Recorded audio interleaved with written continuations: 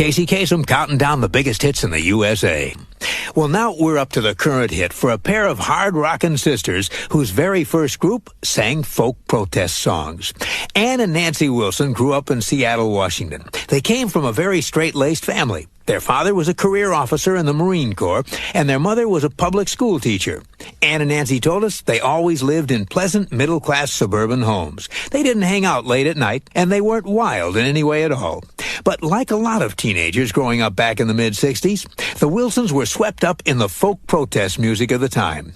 They bought every new album that came out by Peter, Paul and Mary, Bob Dylan, and Joan Baez. And eventually, Ann and Nancy decided they should start a protest group all their own. So one day they put on their bell-bottoms and love beads, took their acoustic guitars, sat down with a couple of friends in their living room, and started trying to write songs. They tried to write about how awful their lives were, how the times they were a-changin', how the heavy answers to all the world's burning problems were blowing in the wind, things like that. But Ann told us she and her middle-class suburban friends just weren't the stuff protesters are made of.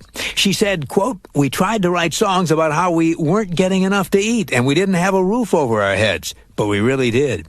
It's pretty close to impossible to write protest songs when you're 14 years old living a relatively sheltered existence," unquote. Well, though protest songs didn't work for Ann and Nancy Wilson, good old rock and roll did. Eventually, they joined a band that came to be called Heart, and in time, they became the Heart of Heart. Casey's biggest hits. 2 years ago this week, one of the biggest hits in the USA was by a pair of hard-rockin' sisters who say the best thing they ever did was sing folk songs for a ward full of hospitalized children. They're the Wilson sisters, Ann and Nancy Wilson of the rock band Heart. And a couple of years ago, they were asked by folk singer Joan Baez to make some appearances for a charity called Bread and Roses. The charity sets up shows at hospitals and prisons, and the Wilsons took time off from their hard-rockin' tour to sing folk songs and lullabies for chronically ill children. Ann says they were the most touching shows she and her sister have ever done. Looking into the faces of those sick children, they could see up close how important music really was. Casey's biggest hits. 5 years ago this week, one of the biggest hits in the USA was by a pair of singing sisters who might never have gotten into music if it weren't for a bad case of mononucleosis. Back in the early 60s, Ann and Nancy Wilson were growing up in Seattle. Like a lot of young girls at the time, they thought the Beatles were the best. And also, like a lot of young girls, they came down with what used to be called the kissing disease, the viral infection called mononucleosis. It meant that they had to stay in bed for a month or so. And during that time, they decided to become the female Beatles. They got their guitars and spent their weeks both getting better and learning to play and sing. The mono eventually went away, but their love of music stuck around. And 5 years ago this week, they had one of the biggest hits in the USA, Alone by Heart. Casey's biggest hits. 4 years ago this week, one of the biggest hits in the USA was All I Want to Do Is Make Love to You by an American band that had to succeed in Canada before they finally made it in their own land.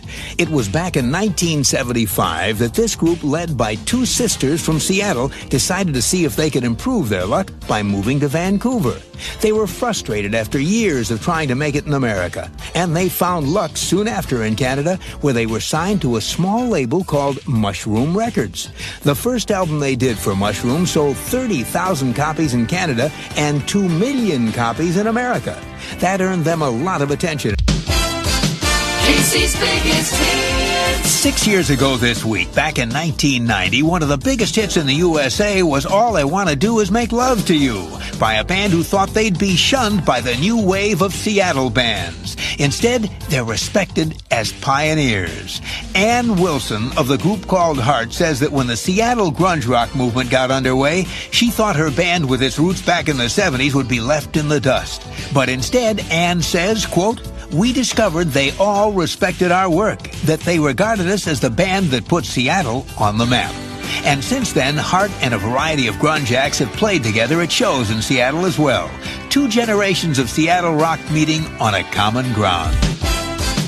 Casey's biggest hits. 7 years ago this week, back in 1990, one of the biggest hits in the USA was a song originally written for Don Henley. Yet without a single change, it was turned into a smash by Heart.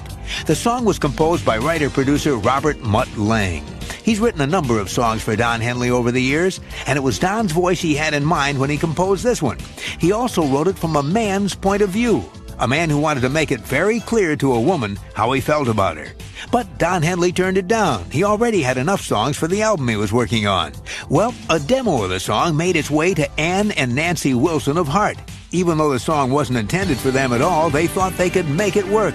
They could turn the male point of view into a female point of view without changing a word. And that's what they did. Casey's Top 40.